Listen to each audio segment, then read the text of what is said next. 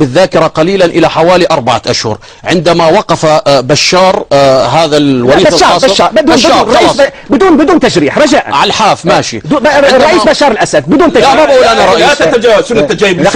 واحد مهنته الشتم يعني المهم مهنته الشتم. أنا أستطيع أن أشتم كما أشاء. أنا سوري ويحق لي أن أشتم هذا النظام المجرم وهذه العصابة المجرمة. احترم ال 50 مليون اللي بالشأن العراقي. لا أريد أن أفتح ملفات عراقية. وأنا أفتح ملفك أنت الخاص. افتح ملفي هات تشوف. حينما ابتعثت إلى القاهرة بكتاب من المخابرات العراقية. عفوا المخابرات السورية. المخابرات السورية. فعلا مجنون يحكي وعاقل يسمع. سمير مخابرات السورية. أنت بلغت من المخابرات السورية تعمل في مصر. وحينما اكتشفت عميلا مزدوج. يا إلهي ما شاء الله. إذا فيصل ألم تكن بعثيا في جامعتك؟ لا شو دخلوا هلا هذا؟ لحظة بدي أرد عليه. دقيقة دقيقة أنا مخابرات.